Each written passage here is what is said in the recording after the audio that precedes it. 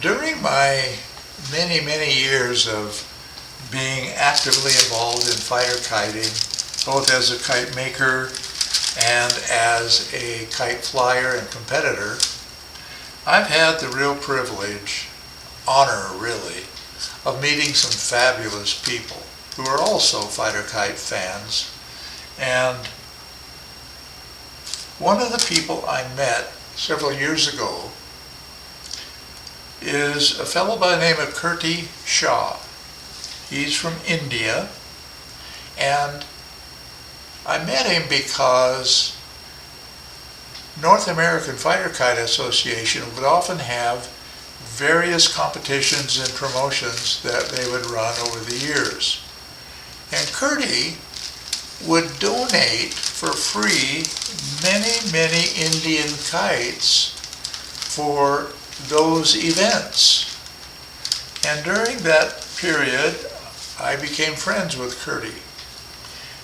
And he has a website called One World Kites. I'll put the details in the description below and a link.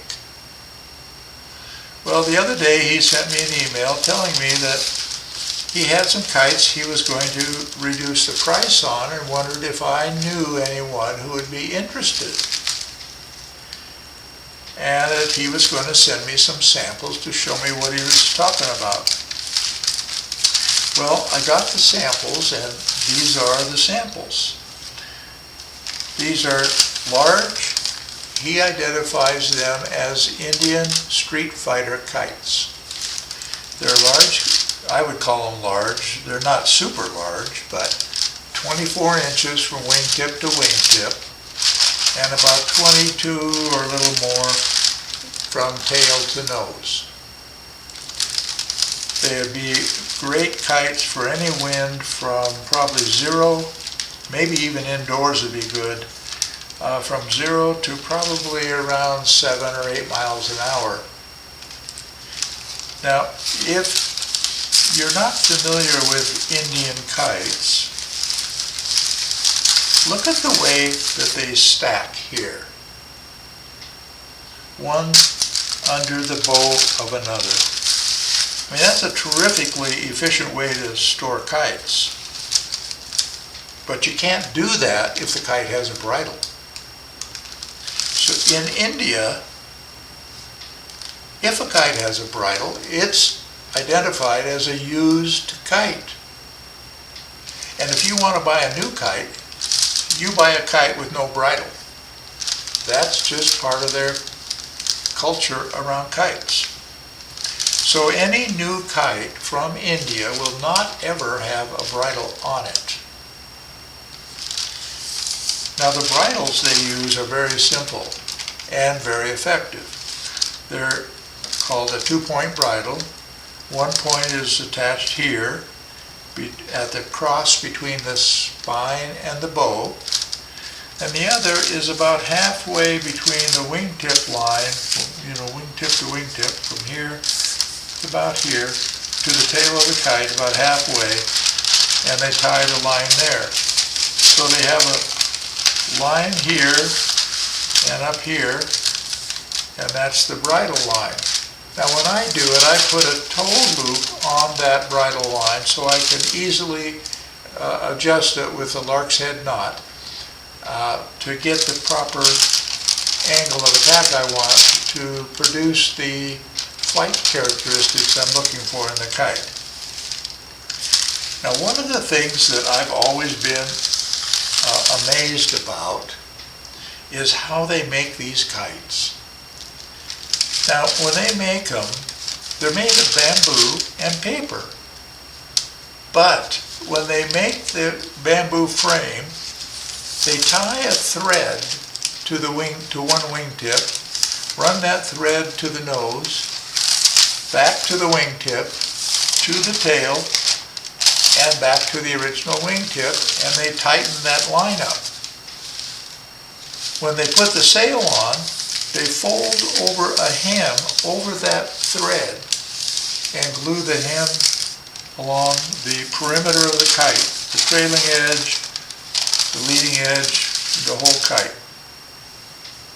That gives the paper tremendous strength. And it allows these kites to be exceedingly durable when you consider that the paper is very lightweight. It's much thicker than tissue paper, but it is a lightweight paper. Now, when you go to the website and take a look, you'll notice they have many, many different patterns there of the kite.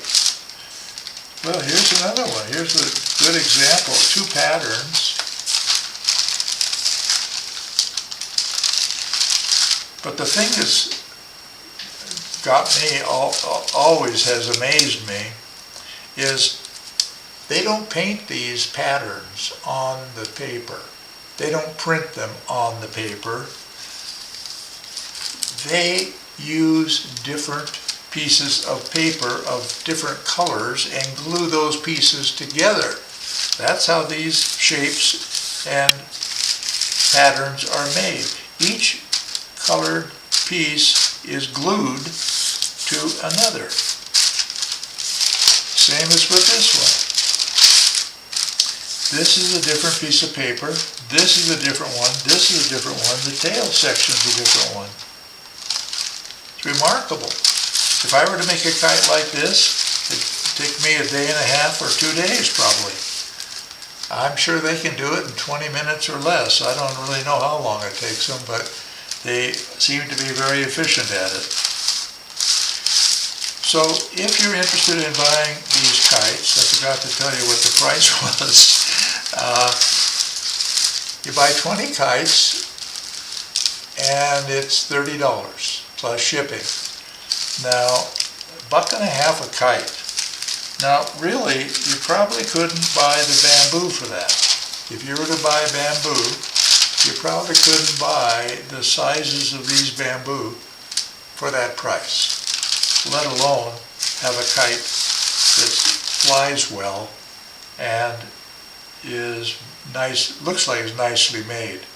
When I received these samples that he sent me, they were really well packaged, and there was no damage to any of them.